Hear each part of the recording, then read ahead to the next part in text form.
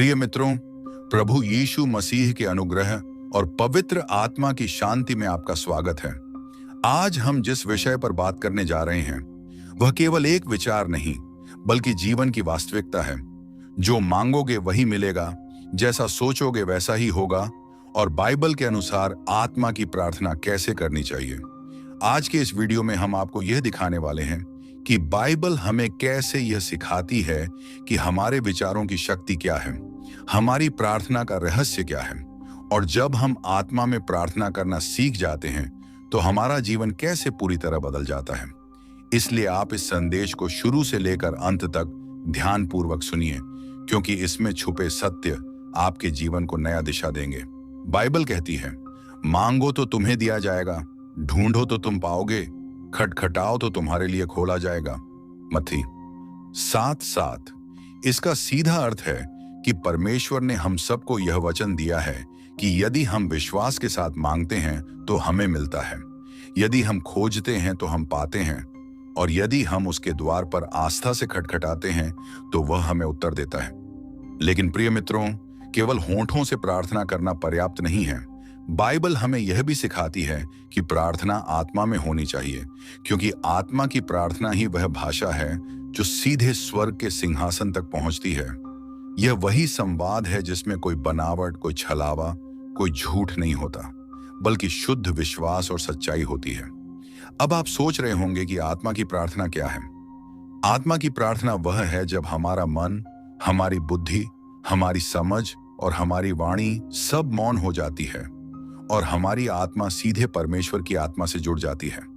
जैसे पौलुस प्रेरित ने कहा, क्योंकि हम नहीं जानते कि हमें किस रीति से प्रार्थना करनी चाहिए, पर आत्मा आप ही हमारे लिए ऐसी आहें भर भर कर विनती करता है जिन्हें शब्दों में नहीं कहा जा सकता।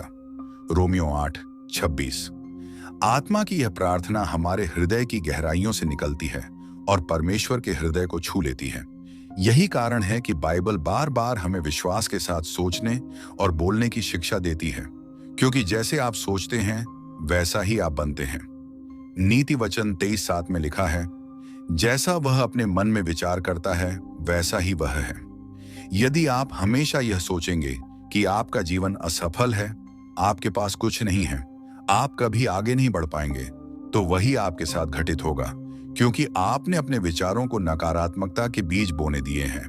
लेकिन यदि आप विश्वास के साथ यह सोचेंगे कि परमेश्वर मेरी शक्ति है, वह मेरा सहायक है, उसका अनुग्रह मेरे जीवन में पर्याप्त है, तो आपके विचार सकारात्मक बनेंगे और वही सकारात्मकता आपके जीवन की वास्तविकता बन जाएगी। यीशु ने कहा, यदि तुम्हारे पास राई के दाने के बराबर भी विश्वास होगा तो तुम इस पहाड़ से कहोगे, यहां से वहां खिसक जा, तो वह खिसक जाएगा और तुम्हारे लिए कुछ भी असंभव न होगा।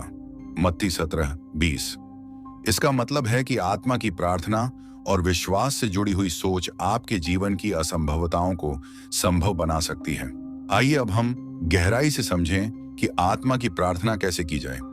आत्मा की प्रार्थना करने के लिए सबसे पहले अपने हृदय को शांत कीजिए, अपने मन के शोर को दबाइए और अपने आप को परमेश्वर की उपस्थिति में स्थिर कीजिए। जब आप घुटनों पर झुककर या अपने कमरे में एकांत में बैठकर या किसी शांत स्थान पर प्रार्थना करते हैं तो अपनी सारी चिंताओं, अपनी सारी परेशानियों और अपनी सारी इच्छाओं को परमेश्वर के चरणों में रख दीजिए। अपने शब्दों को जटिल मत बनाइए, बल्कि सादगी और सच्चाई से कहिए, हे प्रभु, मैं कुछ नहीं जानता, मेरी आत्मा ही मेरी ओर से प्रार्थना कर रही है, मुझे अपनी इच्छा के अनुसार दिशा दे। जब आप ऐसा करते हैं तो पवित्र आत्मा आपके भीतर से कार्य करता है और आपकी आत्मा को मार्गदर्शन देता है। आत्मा की प्रार्थना केवल मांगने के लिए नहीं, बल्कि परमेश्वर की इच्छा को स्वीकार करने के लिए भी होती है। यीशु ने बाग में प्रार्थना करते हुए यही कहा, हे मेरे पिता, यदि संभव हो तो यह कटोरा मुंह से टल जाए, तो भी जैसा मैं चाहता हूं वैसा नहीं, परंतु जैसा तू चाहता है वैसा ही हो। मत्ती 26:39। आत्मा की प्रार्थना हमें यह सिखाती है कि परमेश्वर की इच्छा हमेशा सर्वोत्तम होती है, और जब हम अपने जीवन को उसकी इच्छा के अधीन कर देते हैं तो वह हमें वह देता है जिसकी हमें वास्तव में आवश्यकता है। मित्रों, यह सच्चाई है कि जो आप मांगते हैं वही आपको मिलता है। लेकिन ध्यान दीजिए, आप क्या मांग रहे हैं? यदि आप केवल सांसारिक वस्तुएं मांग रहे हैं तो आपको उनका अनुभव हो सकता है, लेकिन वे टिकाऊ नहीं होंगे। आत्मा की प्रार्थना हमें सिखाती है कि पहले परमेश्वर के राज्य और उसकी धार्मिकता को खोजो, तब ये सब वस्तुएं तुम्हें मिल जाएंगी। मत्ती 6:63। जब आप आत्मा में प्रार्थना करते हैं तो आप केवल अपनी इच्छा नहीं बल्कि परमेश्वर की इच्छा को भी खोजते हैं, और तब जो आप मांगते हैं वह आपके जीवन के लिए सर्वोत्तम रूप में पूरा होता है। इसीलिए जैसा आप सोचेंगे वैसा ही होगा।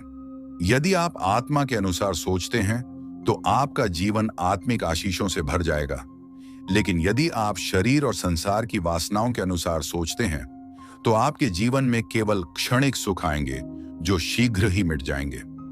बाइबल में याकूब 1:6-7 में लिखा है कि यदि कोई मांगता है तो विश्वास से मांगे और कुछ भी संदेह न करे, क्योंकि जो संदेह करता है वह समुद्र की लहर के समान है जो पवन से डगमगाई और उछाली जाती है।